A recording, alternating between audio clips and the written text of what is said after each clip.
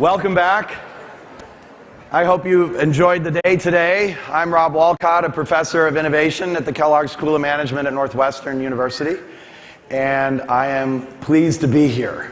I've been following Zeev and hanging out at social innovation summits for, 6 or 7 years now, and every time there's an epiphany of some sort. This segment is about solutions and scale, and I dare say that that's probably why you're here, seeking solutions and seeking to scale.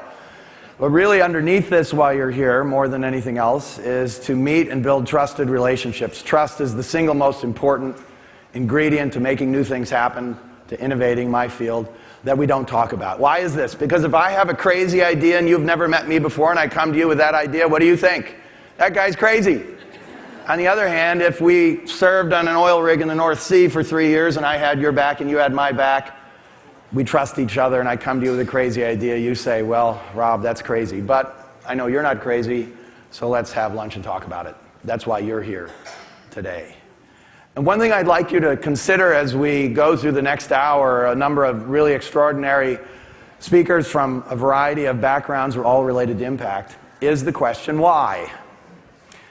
We have a tendency as human beings to converge on solutions too quickly. This is an evolutionary adaptation because in the wilds, in the jungle, if you didn't react quickly, you died. And so therefore we tend to think we know what we're doing and we have the solution, we run at it. And often the more new, the more challenging, the more you've tried that before and it didn't work over and over and over again, the more we need to rethink. And rather than saying how or what, much less how to scale, let's first be very clear about why. One of my good friends at Kellogg, Michelle Buck, introduced me to an exercise, many of you probably know it, which is known as 5 whys. If it's really important, don't do this all the time, your kids will get really upset with you, mine have. But if it's really important, ask yourself or ask someone else, why are you doing that? And then ask again, why are you doing that? And then ask again, why do you think that? And by the time you get to 4 or 5 of them, you'll actually have an essence. And it is from this essence we must build. It is from this essence from which we must identify solutions. I'll give you a quick story before I turn it over to our first presenters. And this is from a fellow named Antanas Mockus from Colombia.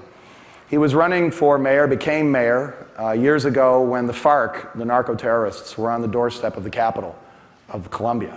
It wasn't clear that the government might fall.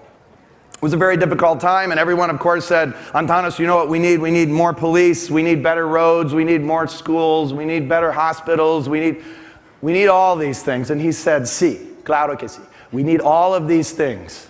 But guess what? We don't have any money, and things are falling apart now. So he asked why many times, and he came to an essence, and the essence was civil society is breaking down. Now, in addition to needing police and needing good roads and all this, he said civil society is breaking down. How do we meaningfully affect the civility of Bogotánians to each other? And by the way, we have no money. So he took this mission objective and this constraint, affect civility, we have no money, and they came up with multiple solutions. They tried them. Some worked, some did not. I'll share 2. Number 1, they hired mimes. You know those people that paint their face white and they don't say anything and they imitate stuff and, do the thing like that? He hired mimes to stand on street corners around Bogotá and imitate good behavior. And in fact, imitate bad behavior as well. It's a very dangerous job in Bogotá, but when you're a mime, you don't get a lot of calls. So, what happened? The mimes started doing their thing, and every night, this is, by the way, kids, this is before the web, pretty much. Every night on the evening news, everybody couldn't wait to tune in to find out what the mimes were doing. It generated a conversation. But here was the coup de grace. Antanas Mockus understood his audience, his people. He knew that Colombians love soccer, football. He knew that Colombians respond to guilt. It's a Roman Catholic society by background, they respond to guilt. Number 3, he knew his countrymen and women have opinions and they love sharing them. After all, they're Latin, so they love to share their opinions. And so what did he do? There are 6 million people at the time in the greater Bogotá area. He printed 300,000 ref cards, red on one side, green on the other, thumbs down, thumbs up. He handed them out to 300,000 people at random. and said, "You are now a ref. Every time you see something great going on, hold up the green card, make sure everybody sees it. Every time you see something wrong going on, hold up the red card." And guess what? People loved it. They couldn't wait to pull out the card. People started making their own cards, forged ref cards. My good friends, my brother-in-law, my sister live in Bogota. They tell me it worked. Why are we doing what we do? And get to the essence, get to the heart. And we're more likely to come up with solutions that have a chance of working.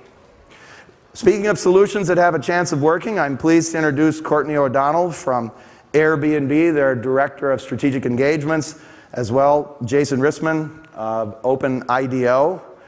Before they ascend the stage, we'd like to share a quick video.